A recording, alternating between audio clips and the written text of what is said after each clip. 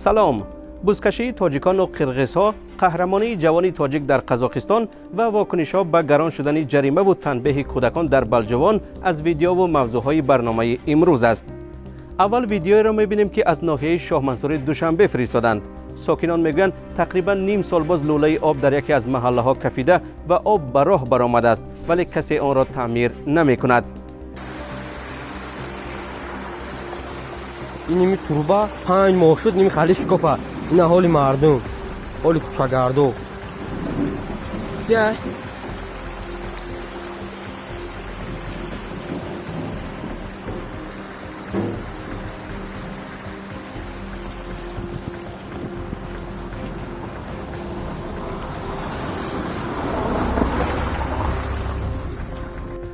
ویدیوی دیگر را کامل جان آلیموف ساکنی دهه قزاقانی ناحیه لخش فرستاده است. و میگوید آخری هفته گذشته در ولایت چوی قرغیزستان بزکشی تاجیک‌ها و قرغیزها برگزار شد و او هم در آنجا اشتراک داشت. آلیموف در پیامی در واتساپ رادیو آزادی نوشت که برخلاف زنازنی‌های اخیر در مرز تاجیکستان و قرغیزستان، این دفعه مسابقه با سرودخوانی دوستانه به پایان رسید. Asmandan yağmur severek, olup durat severek, kökleri tarsam deyip bağırsa. چند ویدیوی دیگر هم داریم که از خارج گرفتیم و در آخری برنامه خواهیم دید. تا آن وقت واکنش کاربران را به خبر بالا رفتن قیمت جریمه ها در تاجیکستان می‌خوانیم. مقامات گفتند که به سبب بی‌قرب‌شوی اسعار ملی از ماه ینور سال آینده جریمه و پرداخت‌های حتمی گران خواهد شد. کاربر بینام گفته است جریمه بالا رفت، نرخ محصولات و برق و راکیرا قیمت است اما معاش کم. فکر اهالی را کنید. به جای اینقدر بالا بردن نرخ‌ها معاش را زیاد کنید نمی‌شود. حقیقت نوشته است که هیچ قرار نبرآمد که به منفعت خلق باشد. در بودجه کم آمد شود به جیب مردم چشم می‌اندازند. عاقبت نرخ برداری ها خوب نیست. بودجه را با راه بالا بردن اقتصاد پر میکنند، نه با راه کشیده گرفتن یک برده نان مردم. دولت در سامانه رادیو آزادی نوشته است جریمه رانندگانی که دانسته چراغک سرخ را میگذرند به مقابل راه میبرند و در گذرگاه‌ها به آدمان راه نمیدهند کم است و باید باز هم بالا برده شود.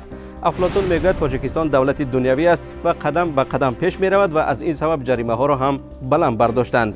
شهروند هم گفته است جریمه چقدر زیاد شود خوب است و در اینجا از سنگاپور مثال آورده است.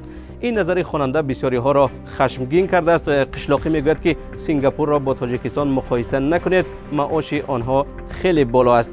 جریمه را بلند کردن گریم و معاش 700 یا 800 سومانی باشد، باقی مانده‌اش را از کجا میابیم؟ تنبیه یا خیمچه زدن چند خواننده در یک مکتب ناحیه بلجوان ولایت ختلون از سوی معلمان نیز کاربران را بی‌طرف نگذاشته است. مهاجر میگوید در زمان سویتی ما را نیز تنبیه میدادند و حتی میزدند. کلان شدیم با سواد شدیم. کاربر بینام گفته است هیچ چیز نشدید، ملت غلام و گستربایتر شدید. انسان پیشنهاد کرده است که کودکان را با مهر تربیت کنند. اگر گفتنی دارید به این بحث ها همراه شوید. و حالا ویدیویی را می‌بینیم که از روسیه فرستادند و مؤلفش تفتیش مهاجران را در یکی از کوچه‌های شهر مسکو نشان می‌دهد.